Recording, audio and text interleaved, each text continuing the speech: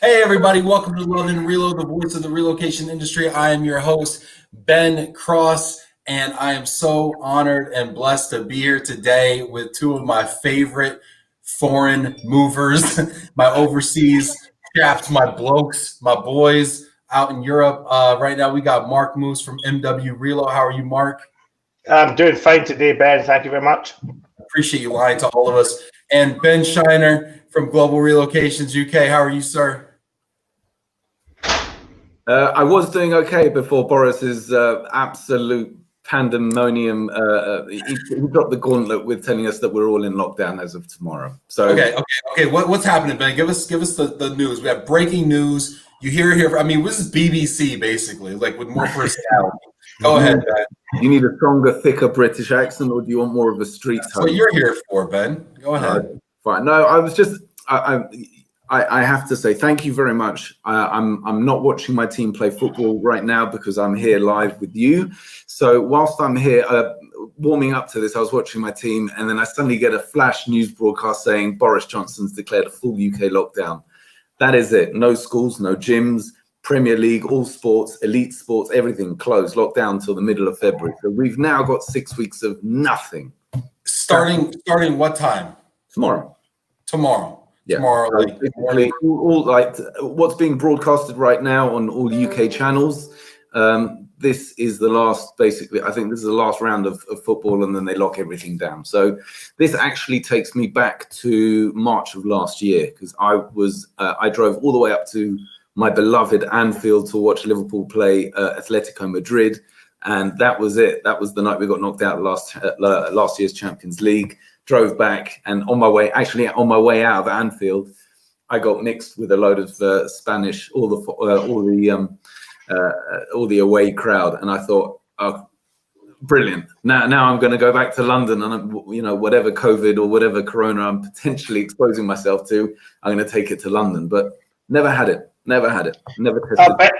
Ben, as a Scotland supporter, we kind of have that every international game, but we don't have any watching any kind of sports, but that's fine.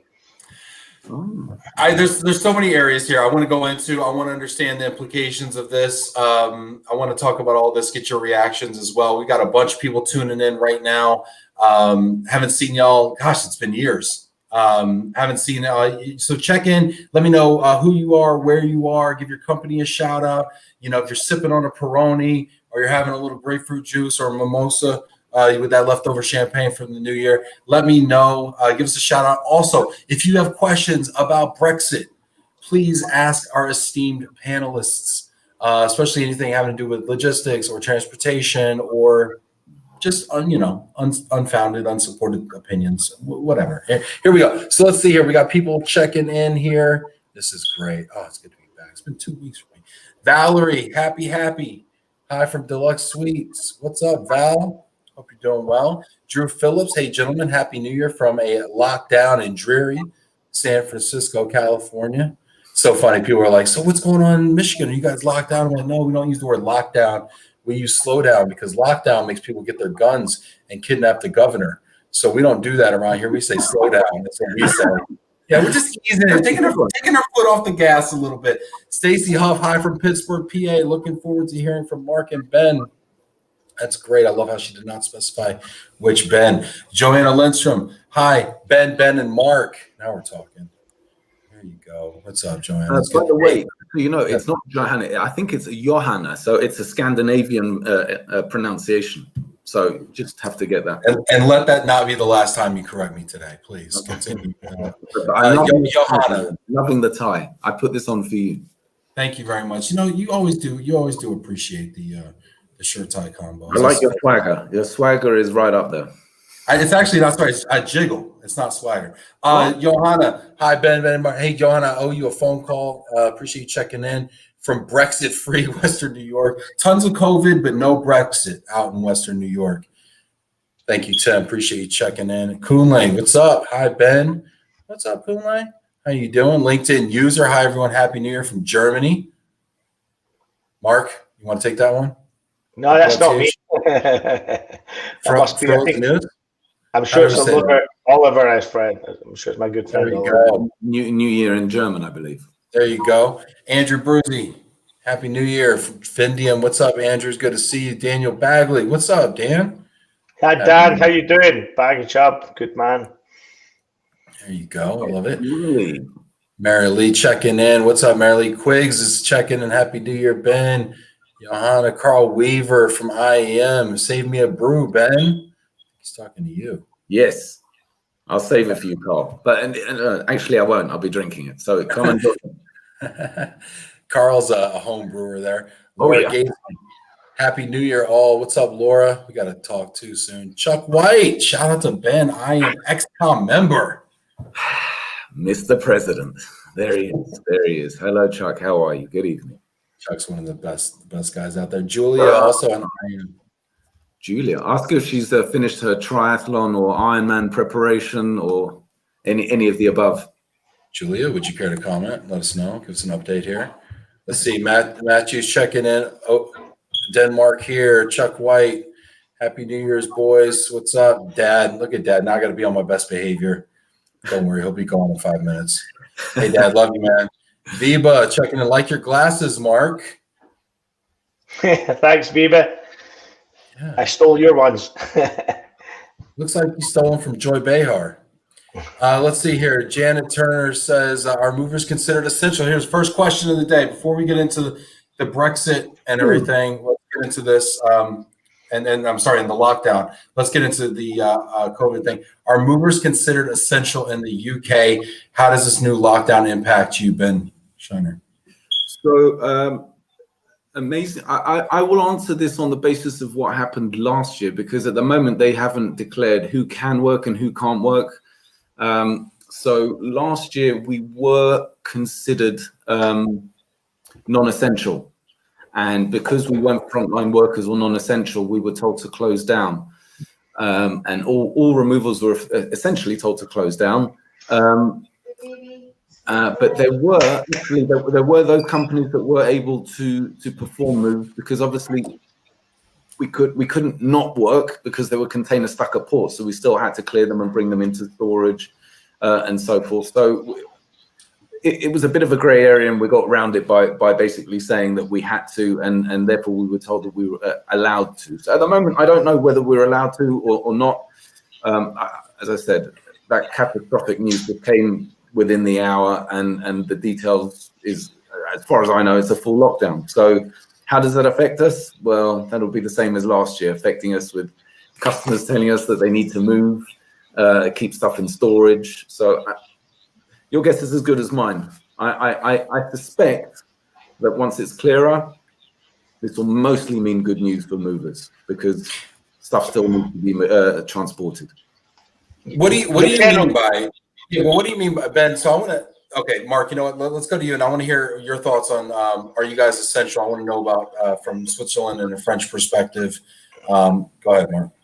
I mean, the general consensus, not just in a Swiss or French perspective, but European, and I'm not talking about UK, but I do mean specifically European, is that as long as you can justify yourself as being part of the transportation industry, which moving is part of, you can carry out moves. In the full lockdown of Europe back in April, May, we actually we managed to carry out, in extremely difficult circumstances, even moves to Ibiza in Ibiza, Spain, and to Madrid, Spain, where France and Spain at that time were considered massive lockdowns. But we actually had to make transportation documents, not removal documents, because it was in that fine line.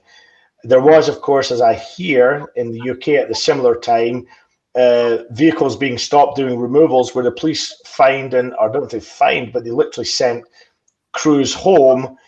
But the whole problem in the UK is there's a thing called a chain. And what I mean by that is one home sale affects another. So you're moving from one to another, you get the keys, but the next guy needs the money to give it to the next guy. And it's just a nightmare. And in fact, it was, as I understand, and Ben can maybe give us a bit more news on that, our understanding is it was the solicitors who were forcing the crews to do the jobs more than the customers themselves. Where I heard of solicitors saying, you legally have to perform a move because you gave a price for it, and the house is now sold.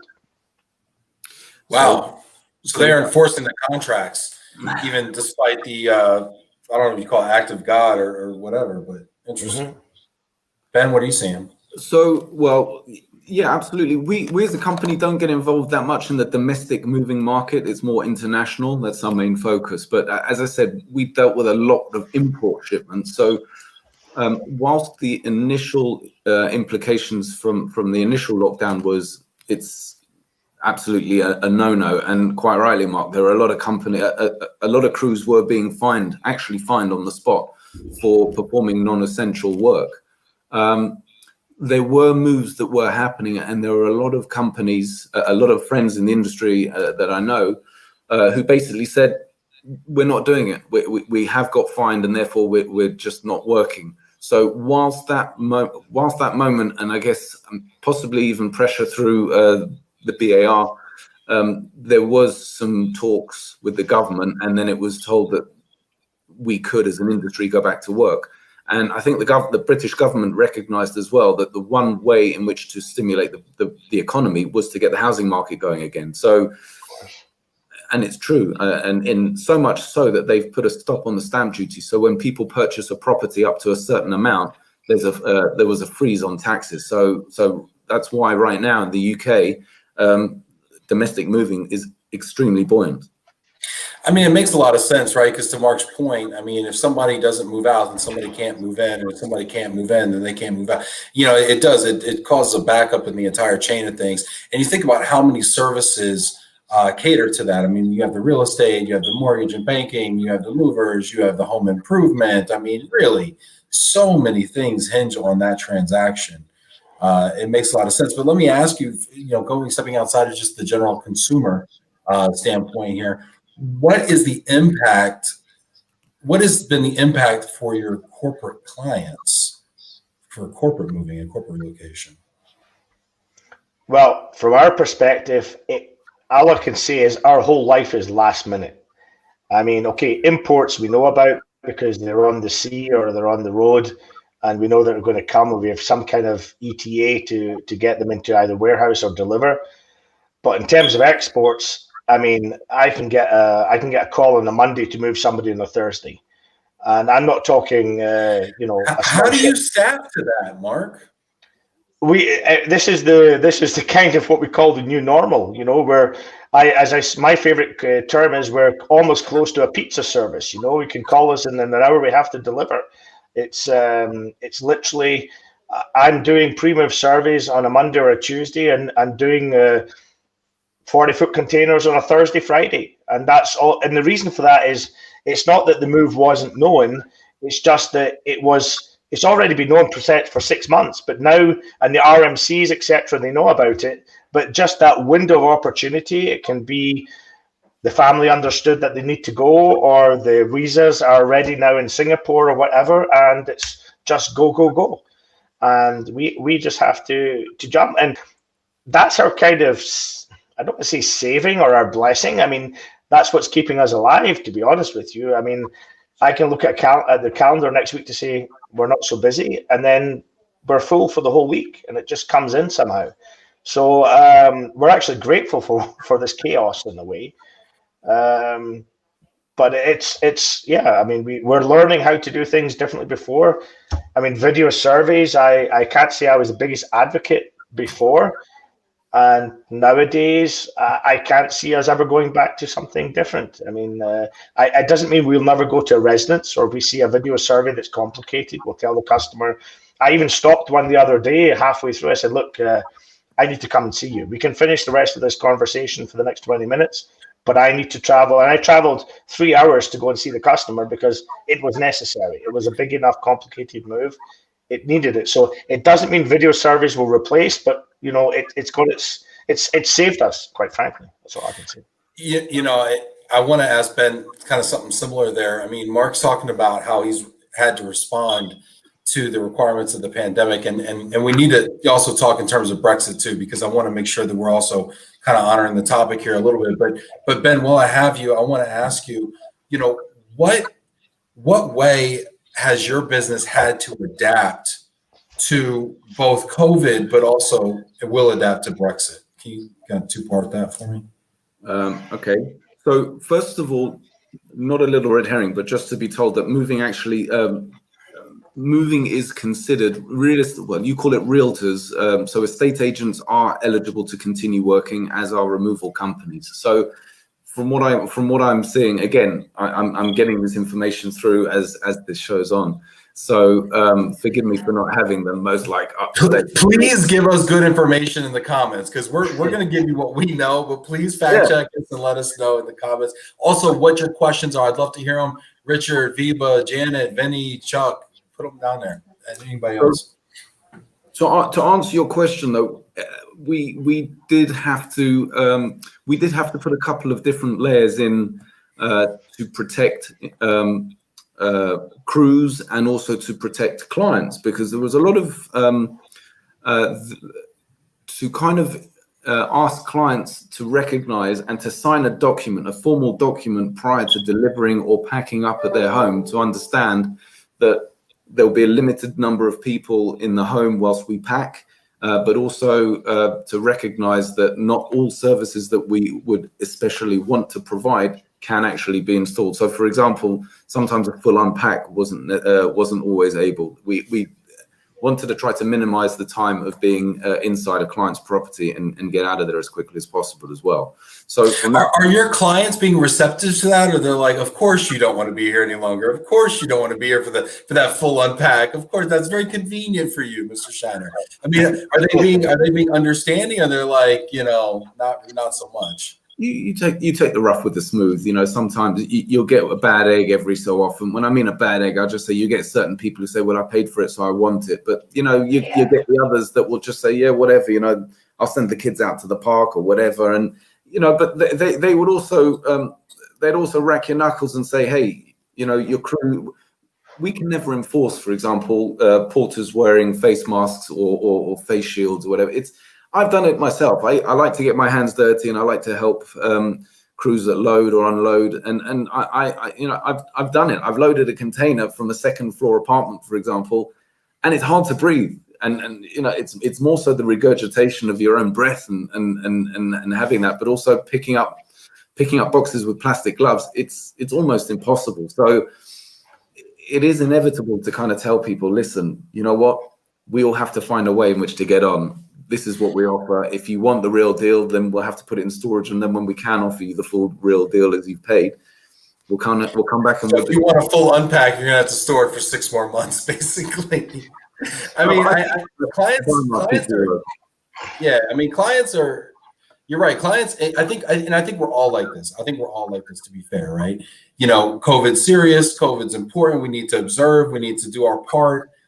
But then when it comes down to our personal transaction, my personal home sale, my personal move, it's almost like we have a second standard, for that. And so it's very interesting.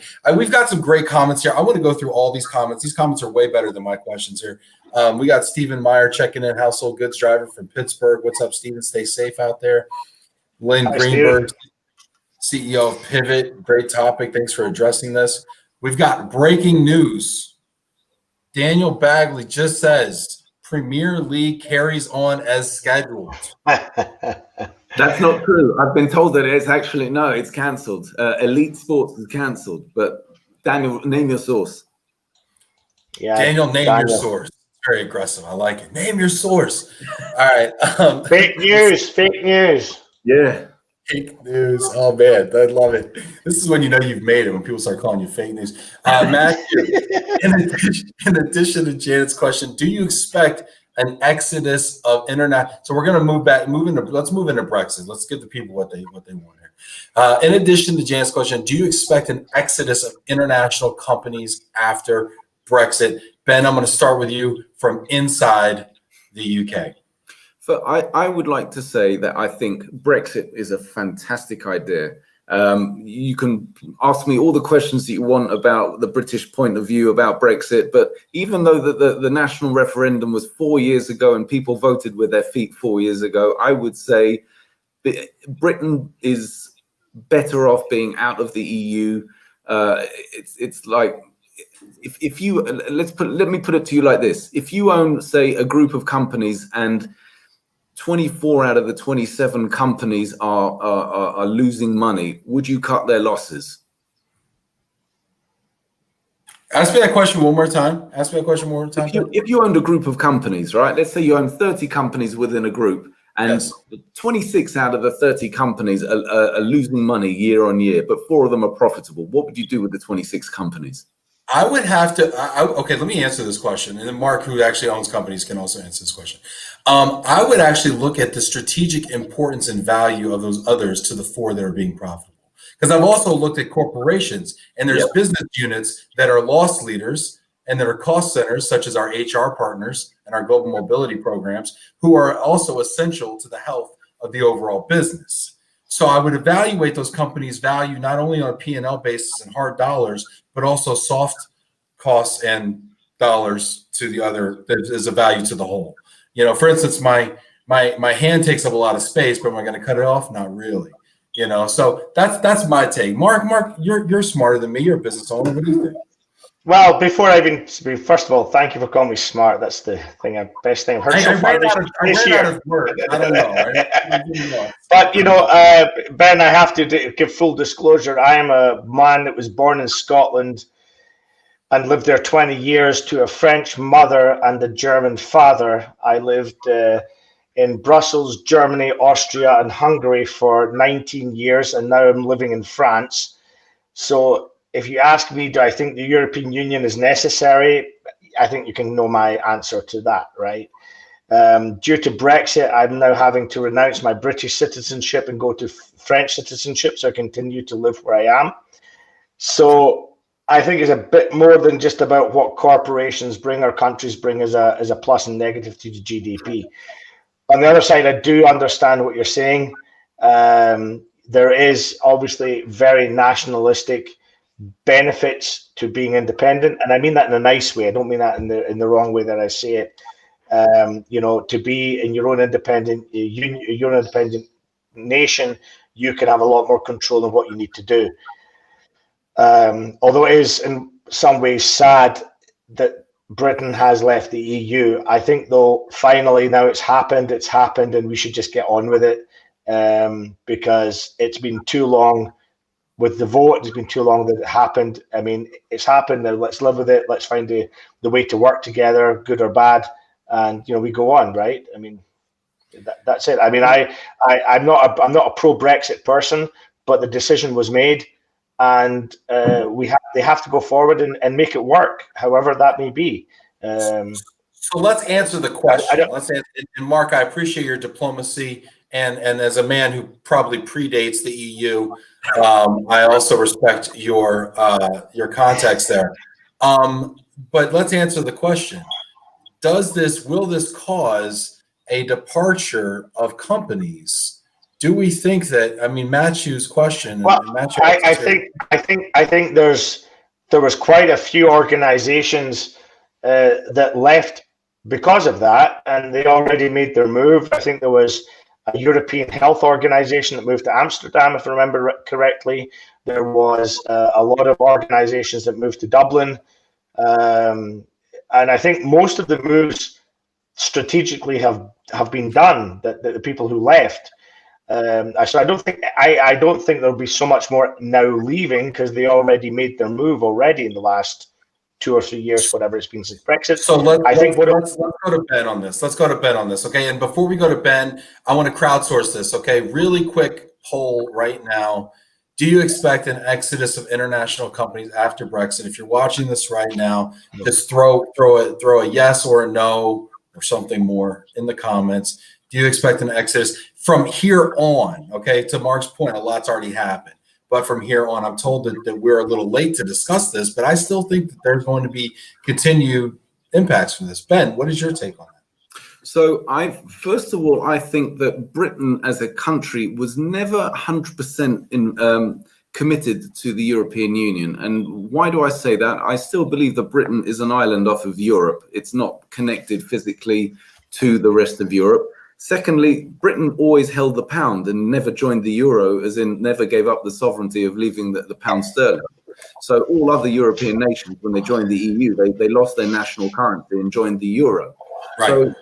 So you know, there was this great thing about the Big Mac price index. So to say how much would it have cost in say France compared to Switzerland, we kept the pound and we still hold the pound. So I genuinely believe that Britain always maintained its sovereignty and its nationality by saying we will be a great trading partner with the rest of Europe. So do I think, I know that last year and even last month, there were lots from the financial sector that were trying to leave and relocate their headquarters. So personally,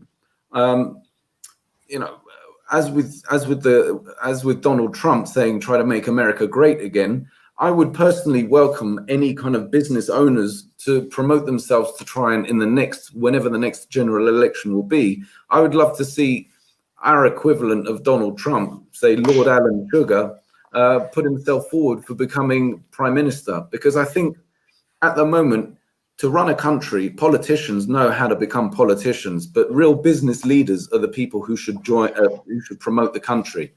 And when you're in a catastrophe of what a national lockdown has done to the UK and the British economy, I think it plummeted something like 20-30%, which was unheard of until now.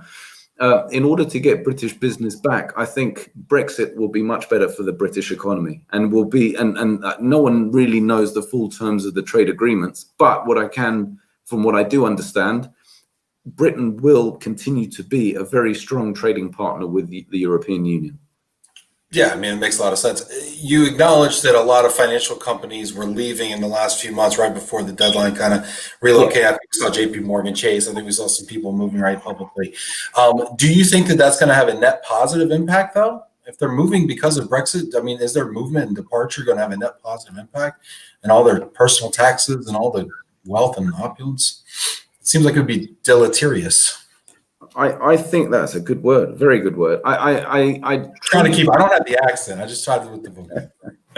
I truly believe that if Boris Johnson gets I think what he has now on his plate is, okay, first of all, get the front line and the top 4 groups of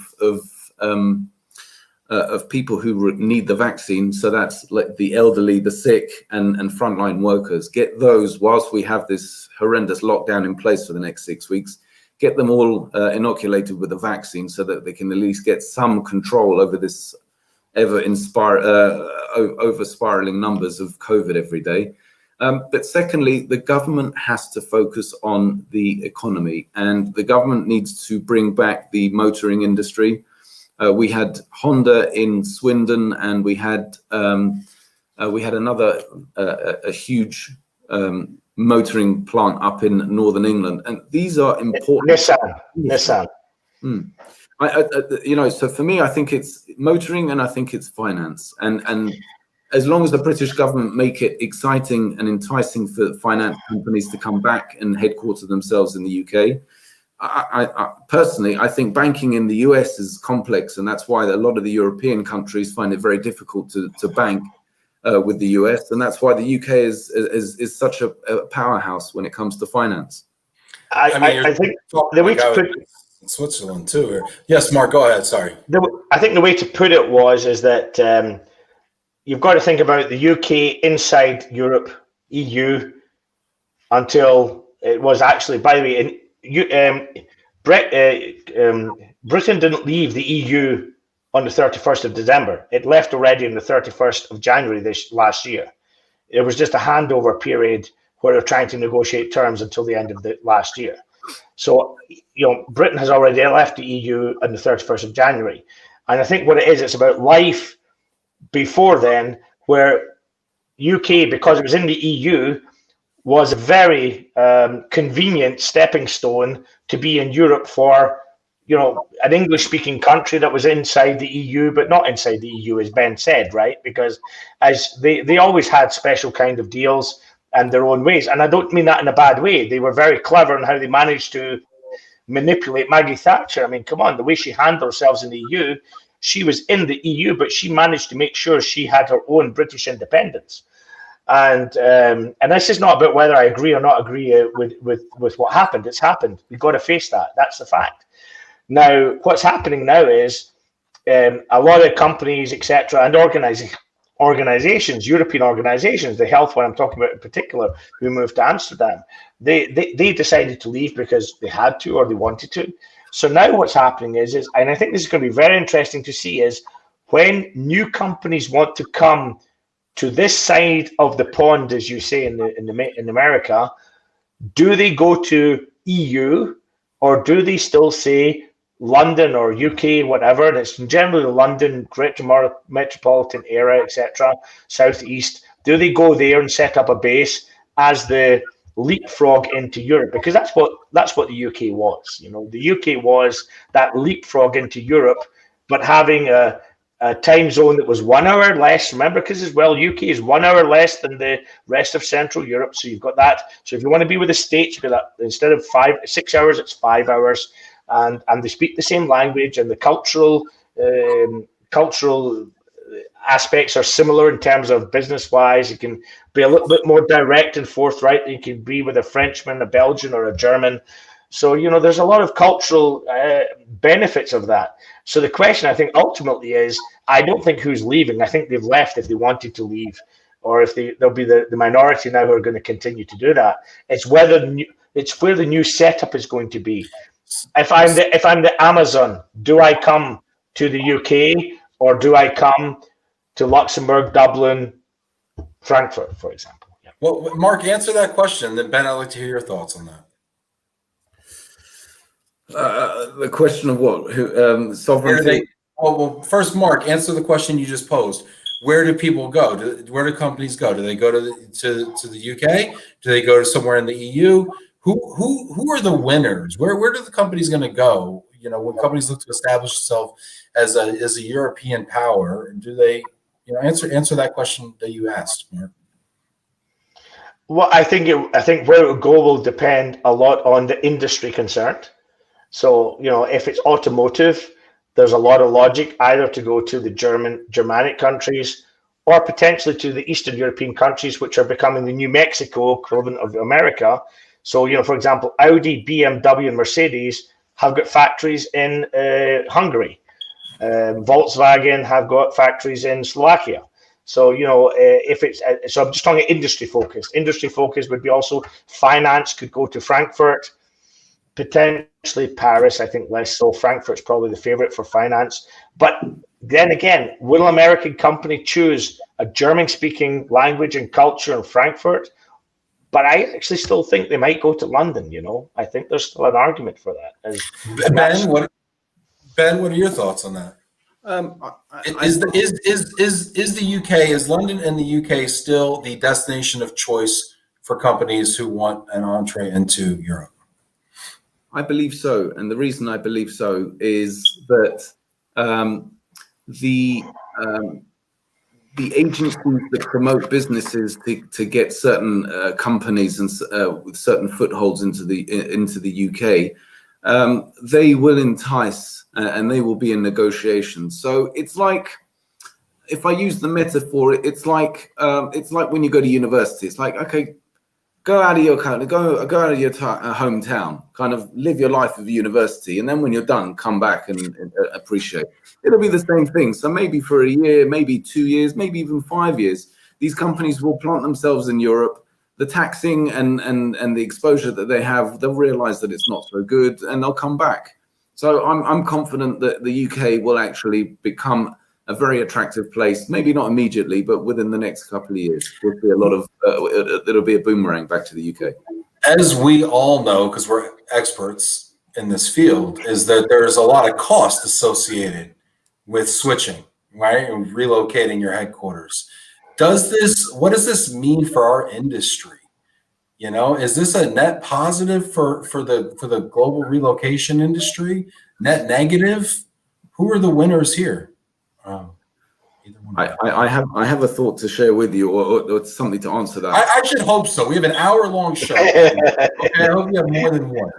So there was great uproar. This is when Mark takes a drink. He's off camera right now. He's sipping his Pernod. He's drinking. He's like, nobody's gonna notice if I stick my thumb over the camera here. Yeah, what does he do when he goes off camera? We're 21. America. All right, go ahead. Sorry, Ben. Go ahead. So I remember a couple of years ago when everyone was talking about how the UK removal companies couldn't travel into Europe or stop doing transportation within Europe. And everyone was talking about how the fact that it would be so much better for European companies and European removal companies, and that a load of our bread, a load of our carrots were being taken off of our plate. What simply wasn't the case. It was just the fact that C3, which was the document used to import personal effects into the UK, was removed with the TOR. So people moving into the UK had to apply for a transfer of residence and satisfy certain requirements by Her Majesty's Revenue and Customs, and they'd get a unique reference number. But therefore, that meant that if consignments bound for mainland Europe came into the UK, that you'd have to pay duty and tax in order for free movement within Europe. So everyone was kind of poo-pooing the idea of European-bound consignments in UK-bound consolidations. It still happens. It still went on. We found ways in which to kind of go through and legally work within the parameters of the law. So will it have an effect? Maybe in the short term, but I think long term, there's always a solution that's around the corner. Mark, what do you think? Do you think that Brexit has a net positive, net negative effect on the relocation and global mobility industry within Europe? I think there's no question that Brexit has in the last I'm not sure whether it will continue to give benefit, but I think in the last 2 to 3 years, there's no question that it gave us benefit in movement of business. And I don't see that in a good way. It happened. There was businesses that closed in London and moved out to other countries, and that gave us a benefit. I must say, however, I totally agree with Ben that the UK doing its own thing, will survive. They will get through it. They'll find their way. And I don't even mean that in a detrimental way. It will find its way. I mean, life continues. I mean, look at COVID. Nobody expected COVID to do this to us, but we all tried to get through this on a day-to-day basis. I think Brexit, the domestic business in the UK is booming for the moment. I mean, actually, many people are not interested in international because the domestic business is so strong due to the tax benefits that are happening. But I think Ben's right. UK will find its way. It's negotiated a kind of stronger deal than I would say have expected to get with the EU. There's some. When trucks are crossing the border, they have to do I'm in Switzerland for my business. You have to do Swiss-style customs to get in and out. But you know what? They're doing that. Going to Switzerland, they're so used to it anyway. So those who are going to Switzerland to go now to France or Germany, they know what to do. It's another 25 minutes 25 minutes on export, 25 minutes on import to do this. And the drivers who go to Switzerland, they know how to go now to France or Germany, etc. So I think the professionals are fine. They're absolutely fine. But I don't want to be doom and gloom. I mean, I'm not obviously with my family background, I can't be a pro-Europe Brexit supporter. But do I think UK is going to become Bangladesh? No chance. It's not. No, it's going to. No offense to the Bengalis out there. Okay, I love you guys. No offense to the Bengalis. Okay. No, but what I mean by that, it's not going to go backward. No, but okay, third world, whatever you want to call it, it's not going to go backwards. It's going to find its way. It will find its way. Understood. We got some great comments here. Alan King, Tesla's building in Berlin. Viva says Amsterdam's new global headquarters for Chrysler, Fiat, and Peugeot just announced today. By the way, a very good time to watch the stock markets and to wait for it to hit rock bottom in order to start reinvesting your portfolio. Yes. Okay. Did you ever hear about Tesla's shares? Pardon? Did you ever hear about Tesla's shares pre-COVID and now? No, tell me all about it. My God, they went up. They went up 700%. 700% last year they went up. 700%. Wow. It's a great time. So you know what? There was a very famous interview with the UK meltdown in financial services, and the BBC interviewed one of the traders, and the trader said, "I love meltdown. I make money in meltdown. I make millions." And he was talking about it. Everyone's like, "What? This guy's not normal," but it's true. Lockdown brings certain opportunities, and you just have to ride the wave. The best stock information I ever had was from a guy in the financial crisis when Citibank went down to, I think, 80 cents a share or something like that. It was like insane. And I'm talking about, when, these banks were, basically bust. And my friend said, you got to buy. And of course I didn't buy, by the way. But anyway, he said, you got to buy. And then, 2 years later, these things are back up to 30, 40 bucks a share, etc. And was he also pitching Lehman Brothers and Bear Stearns? yeah. But Ben, UK will survive. I mean, as much as I disagree with some of your comments, shall we say, and etc. on why it should leave, I don't doubt that Britain will survive. It will survive well, Viva here is calling some shots. I respect Viva here. He's calling people. He said winners are going to be Ireland, which I love the Ireland call, because remember, Mark, one of your biggest things was companies are going to want an English-speaking country, right? And I can tell you, somebody from the U.S. who speaks one language, that would be a concern of mine if I were opening up a European branch, to just be completely honest with you. Ireland, does Ireland fit that bill? Germany, interesting. Switzerland, France, good for you, Mark. Netherlands, Viva. All right, interesting. Thoughts on these? Do you disagree with any of Viva's? I don't disagree. Ireland is clear because of the time difference and the English language for the Irish, shall we say, with their dialect. But Germany's being Frankfurt. Switzerland is because of safety, which we see all the time, especially here in COVID. Our imports have gone through the roof because people run to Switzerland whenever there's some kind of chaos. Whether it's true or not that it's a safe country is another thing you can discuss, but that's a fact. The currency and the place where you want to be is a place where people go. France is, and Netherlands, they're just, people are looking to find the closest place to the UK. But again, I'd like to say that doesn't mean that the UK is going to do bad. That's where they're going to for the moment for some reason. But UK will find its place. To your point, and to Ben's point perhaps, Nicholas says England will remain attractive to the foreign skilled labor, but there's no doubt that Brexit makes everything more expensive. I am convinced that due to Brexit, England is losing its competitive advantage. Interesting. One of the results of Brexit is that studying in Britain for EU nationals is automatically more expensive and vice versa. It starts there. You will have less and less people ready to make the move. And it should be noted that the availability of labor and skilled workers is one of the number one indicators of GDP. I mean, look at what's happened with Japan and Italy and things like that when they've had, less of a labor force. So, Ben, thoughts on this? I very valid points. I like that. Keep that up there because it will prompt me for a few other comments. But what I will say is this: that when Britain started to allow what I would call the Eastern Europeans to make the Holy Grail and come live and work in the UK, it was great for Brits. Your typical plumber, carpenter, or decorator, they were very frustrated because they'd go to a job, knock on your door, come in, bring all the materials in, ask for a cup of tea. It would take them forever to start work. Where, when the Polish used to come to the UK 12 years ago, they'd come in, they're workhorses, they'd make money. The problem was that they'd send a lot of money home. So the money that was in the UK was kind of going out into the European Union. So fast forward to 4 years ago, the reason for the referendum was because the British government actually had to listen to the people and said, vote with your feet.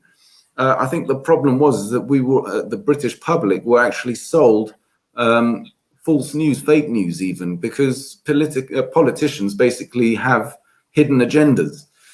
So with a 51-49% split, you could tell it was kind of what was good 4 years ago is not great now. Will the UK suffer? I'm sure in the short term it might, but I got a message today that the pound is at I think at a 2-year high against the US dollar. So that's just an indication at the moment of how important the pound is.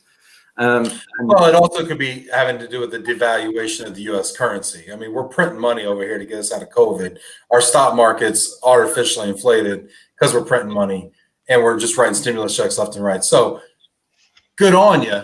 But at the same time, we're shooting ourselves in the foot over here. So don't take all the credit, okay? I would say this, though, that universities in the UK, there are certain universities that are well renowned for whatever people want to study. So it's always a very attractive proposition for. And I understand that probably for European students, it's probably a very expensive and costly couple of years to stay and live in the UK and study in the UK. But you have to understand that depending on what people want to do and what profession they want to go into, they will have to have British degrees. So I don't think that will ever stop. And I think that Britain will remain important in that sense. So a British education has remained for years. And that's not me trying to be arrogant, but it is a fact. This is interesting, actually, you bring up education, because Viva comments on that. Worst of the Brexit deal is the end of the Erasmus project. The student exchange between UK and Europe will dry up. This has been a driver for international business as relationships were created, as well as new business initiatives. Interesting. We got some great comments. I want to get to all these comments. Any thoughts on that at all? Any specifically on that? Well, I think that's a very valid thing. And my mother was, as a French woman, was one of the head of Strathclyde University in Glasgow for the Erasmus project because of her French background. She was there for 30 years in Glasgow arranging that, and of course, and actually she stayed over for New Year's because of course we couldn't have a big family meeting, but she lives nearby here in France, so she stayed over for that time, and we talked about this, and her projects in the UK are now finished because of that. I think the transfer of an MBA, whether you're in the UK, England, UK or Europe or USA, that's internationally transferable because there's agreements for that. So you don't have to be in the UK to do a degree in order to get a UK job. But yes, there's some big downsides because of this. But I want to say again, as much as I have differences on leaving with the Brexit, UK will find its way. It will find its way. This is a robust country, and that doesn't mean I agree with it at all. And I need to say that 1,000 times. But they will find their way. They're strong enough. They've got the language. They've got the intelligence to find their way. They will not collapse because of leaving the EU. And it will be then up to that later whether you believe that was a good thing or not. But they will find their way. There's no question of that. No question. It's uncomfortable for Europeans. That's what it is. It's uncomfortable for Europeans because they lost their first member. After getting members for so many years, they lost their first one. If you understand what I mean. That's the most uncomfortable thing for Europeans. It's a kind of like one of your brothers leaving the family. It's not nice, but it happened. That's it. Yeah, but you know what? Mark, sorry to interrupt you, but can I just say, we're not leaving the family. We will remain. Britain will remain a huge trading partner for Europe. No, I don't disagree with you. I'm just saying how they feel. I'm not saying that's what I feel, but that's how they feel. Do you understand? Yeah, do you remember when Greece went bankrupt? Who was it that picked up the tab? The EU. Well, yeah, but who in the EU? Yes, I understand. There was Germany, France, and Britain that considered that. Jack has a dumb question. He says, "Did Brexit?" I'm sorry, Jack. The question's great. I'm just reading the question. I'm paraphrasing here. This may be a dumb question. May or may not be. We'll see. Love you, Jack. Did Brexit significantly negatively impact EU as a whole? We talked a little bit about this, but looking at it from kind of a different way, instead of how is Britain impacted, how is the EU impact? Is it negative? Net positive? Mark, do you want to take this one? Well, I think for the moment I don't have the statistics to answer that 100%. I think in general, people will say that Brexit has not impacted the EU negatively. But again, I need to go back to what I keep saying is EU will find its way, UK will find its way. And the fact that at the last minute that the EU, again, I'm not a pro-Brexit guy, but the EU did actually give in to what UK wanted in giving the terms that they needed. Okay, the UK gave in some fisheries rights, but in general, the UK got a lot more than expected. Ben seems to think they left some meat on the bone there. Ben, I mean, what do you think? I think that the fishing rights was a red herring. Sure, it means nothing. It's like 0.5% of GDP. It means nothing, right? But it was what they were putting on the table. So I want to. Oh, we have lost our host. Okay. Is this now round one, Ben? This is great. Okay, we made our point. Yeah. No, but I mean, for anybody else who's still listening, if you can, I mean, Ben, I think the point was there whether you thought that we were talking about here fisher rights, etc. So you believe that it might be better. Hey everybody, new computer. All right, first day. Okay. Don't know how to use my equipment. Okay. Very bad. We tried to continue without you there. We were just about to start. My bad. Jamie has suggestions. If that happens again, just bust in the song. Can I just say, it is an absolute pleasure that we got three people in 3 different countries, and we're all wearing ties. This is stylish. You're freaking out some of the hardcore movers here. They're thinking they're gonna have to wear ties or something. Well, I'm happy. I'm happy that we made Ben at the last minute put a tie on. That's all I can say. All right. Hey, question here. We got some really important questions actually. Janet Turner says, "Does Brexit and the lockdown affect Ben Scheiner's CrossFit workouts?" Can I just say, first of all, that your shirt tie combo is red, white, and blue, which is, I know it's the US flags, but it's the colors of the British United Kingdom flag as well. So fantastic. Well done. I commend you. So to answer your question, does it affect my CrossFit workouts? Well, I have now, I've actually converted my garage to a CrossFit gym. So what does that mean? I've got a 20 kilo, you call it a 44-pound Olympic barbell. I've managed to borrow some weights. I've only got 15 kilos. What's that? That's 35-pound plates. So does it affect? Yeah, it does, because when you train by yourself, you lose the camaraderie of training in a CrossFit box with other people. So I'd say the difference between a CrossFit box and a standard gym is that people in a gym can be, you can have cliques of people, whereas the whole idea and the whole movement of CrossFit is all about putting your arm around people, so to speak, and saying, well done, and that there is a great hype about everyone progressing together. But so does it affect? It does, but thankfully Zoom, you are able to work out. So anyway, my neighbors actually enjoy. I think they enjoy listening to me grunt and sweat in my garage. I live in a cul-de-sac, so actually today I was doing some double unders, and my next door neighbor walked past when I finished my one round. He goes, "Yep, very good. Keep going." Yeah. Well, that I had so many jokes that I'm not. I must say that my 7-year-old is also in competitive gymnastics.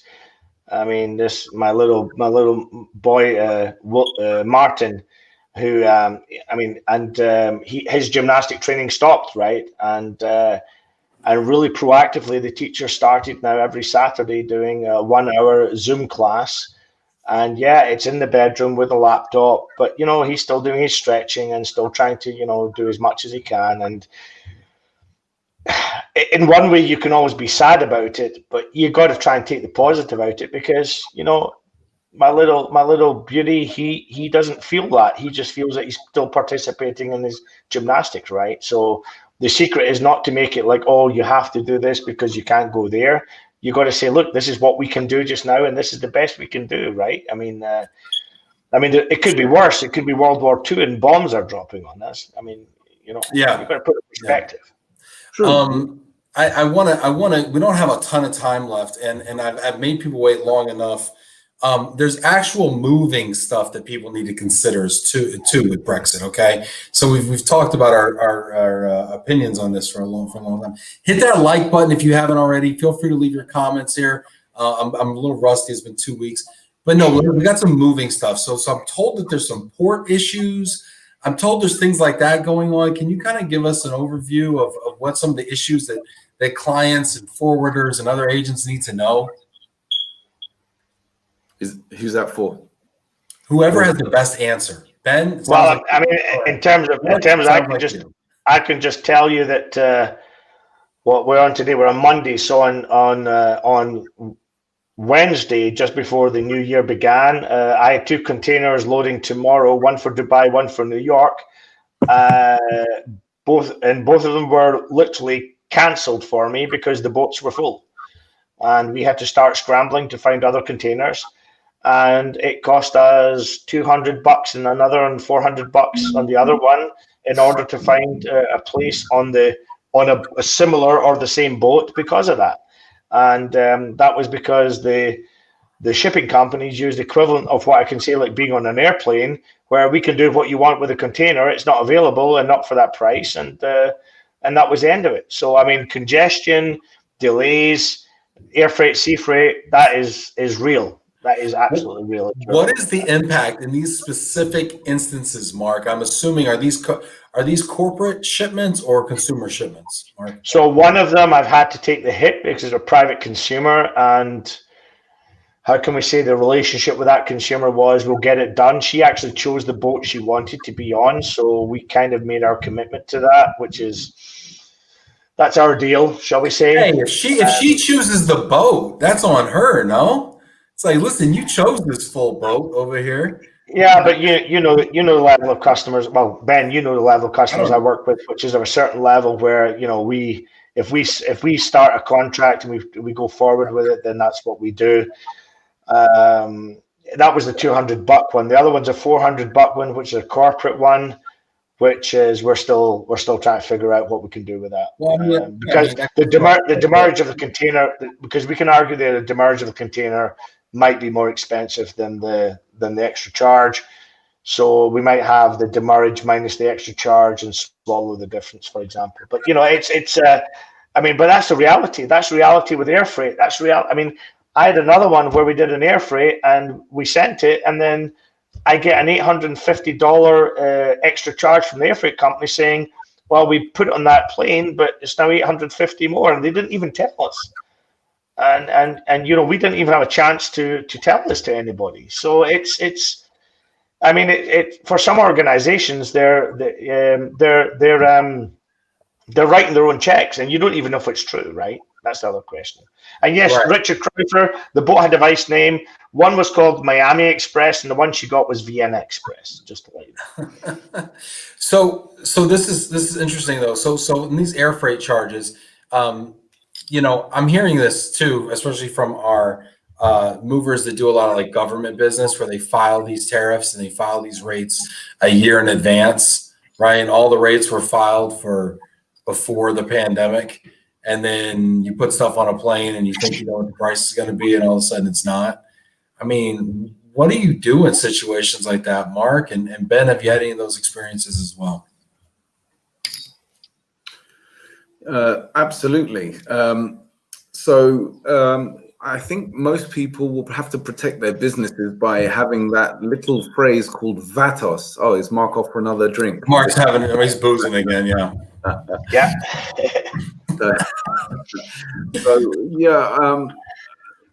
I will never forget the day that I was quoted by a freight forwarder to move and transport goods into Europe, and one of the terms was VATOS, which stands for variable at time of shipping. So they gave them kind of a almost like a carte blanche to say, well, if the prices have gone up, then we'll re-quote it at the time of booking. So I think business owners need to recognize that with air freight, with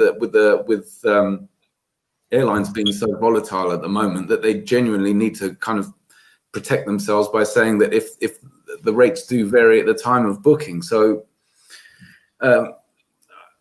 I think any business owner should protect themselves on that. So and Ben, do you do primarily corporate shipments or consumer shipments? So a lot of ours is private clients, and the majority of our work is private. We do a fair amount of diplomatic and corporate work as and when required through agent networks. So Yeah, but I would say that more than 80% of our business is private, which is fantastic. So I'd like to ask this question just out of curiosity between the two of you as well. Who's easier to work with when it comes to these surprise price increases from your supply chain? Is it your corporate client, your forwarder, your private transferee, your CO, your consumer, customer? Out of curiosity. Well, I think we're both waiting to answer first. So I'll go for it, but I think it all depends on the relationship you have with your ultimate customer. So, I mean, for example, the private customer I'm telling you about, that we had to pay this extra money and we took the hit, is because back in November we made a specific agreement on what the price would be. Although it was diplomatic, she paid privately, and it was just a kind of, it's a level of commitment that it was not possible to get that. I mean, of course, if it had been $1,000, we would have got it back to her. And by the way, we did actually inform her we were paying more, so she understands what we're doing in order to protect her. So the communication was there, but it was still within the level of margin where, as a terms of professional responsibility, we took it. Corporate customers, I think that depends whether you're talking about working with them directly or an RMC or with one of the big third parties that are booking the business. I mean, some of them have absolutely no tolerance about any errors that you make, and that's not just on the air freights. That can be anything else. And that can make that either a good business to do, because if you know how they work and what you can do, it can be good, but it can be also extremely, extremely painful. And, Mark, as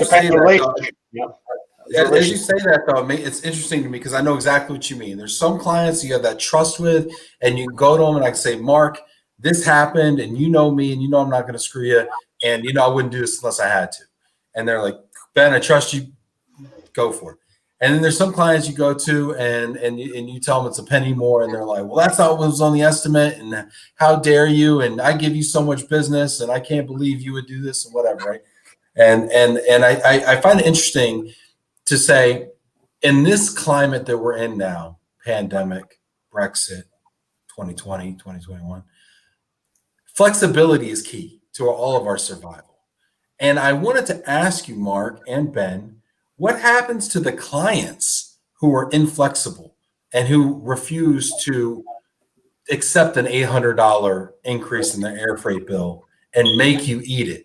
How likely are you to go and do that business again for that client?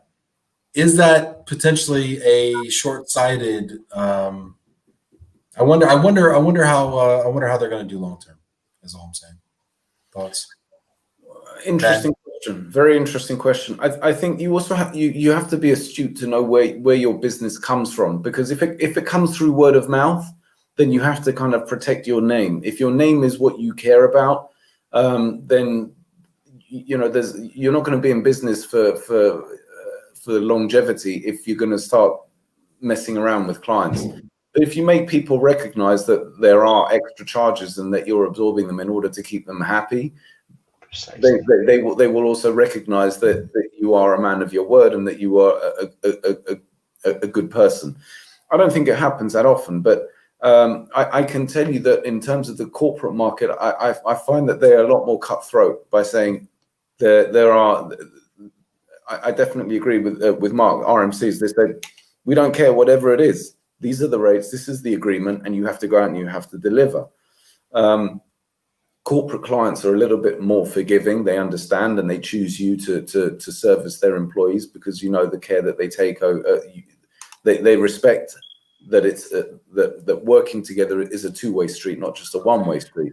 So when they have particularly difficult employees or specific situations, they will call on you, and I've had that quite a bit in 2020. It was kind of nice, but you know that you're always going to get certain corporate clients that will just say, you know what, I don't care, do it because I'm the client and the client's always right, and you'll get that kind of mentality, and it's a little bit irritating, but you kind of tighten the belt, pull up your socks, and get on with a tough, honest day's work. But with the corporate, with the private clients, the only thing that I would say is this: that that when your brand, when your name is the most important thing, it takes a lifetime to build that reputation, but one client can take you through the mud. And Ben, if I may, sorry, not Ben Cross, sorry, excuse me, but Ben, there's also this new consumer, which is the corporate consumer, the corporate private, right? Which is the new private. So, you know, you want to make sure you keep these guys happy, because in 3 or 4 years' time, they're going to have money again from their business to move again, and they're going to move with you. If you do it right, they move with you. I mean, so I do believe the corporate, there's a private and the corporate, but there's this new corporate private that you really need to focus on. And I saw you raise your eyes there, Ben, when I said it, but I actually move people worldwide. I move people from Singapore to Moscow after I moved them from Switzerland to Singapore, because we stay in touch with them and they love us. And you can be a global provider to private corporate customers because they trust you as the person, not even the business. It's even you, right? We've got some specific, great points. We got some specific questions here relating to transportation, and I want to ask them because I promised people we would talk about this stuff. And Janet has, so we got two questions. First one's Janet. What is causing the backups and or delays? Is it COVID? Is it Brexit? Is it neither? Last week, it was definitely COVID. There were 8,000 truckers who were stuck at the ports in over in Dover. They couldn't leave and they couldn't be with their loved ones for Christmas and the New Year, simply because they weren't allowed out. And it was only when they had to have COVID tests in order to leave the UK that the army, the military, had to come in. So it's definitely a case last week that it was all about COVID. Now it will be literally about Brexit. But again, this is my understanding that within the next 6 months, the clearing agents are the ones who are really going to control who can go through and who can't, because they are the ones who are actually going to who have said these are the documents that we require. These are the requirements, and if you miss them a little bit, then your shipment won't clear. And that's where the penalties, I think, coming into the UK or leaving the UK, that's where the problems are going to exist. I think the interesting part about that is that, and this is where I'm quite, interested with living in France but working in Switzerland, is in Switzerland not being part of the EU, if you want to do a job from UK to Switzerland, the documents are required to leave UK and arrive in Switzerland. So I think everybody, and I would say this is a good thing for the UK moving market, is that everybody who's professional enough to do business between UK and Switzerland, for example, they don't have to worry because they have the know-how how to do that. And they just have to apply the same kind of thought process to moving from UK to France or Germany, etc. There'll be an exit from the UK and there'll be an entry into Germany.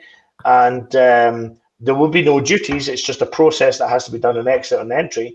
And if I actually was a UK mover or a professional UK mover, I actually wouldn't be too sad about this process, because it's going to stop out a little bit of the cowboys, for want of a better word, who have been doing different.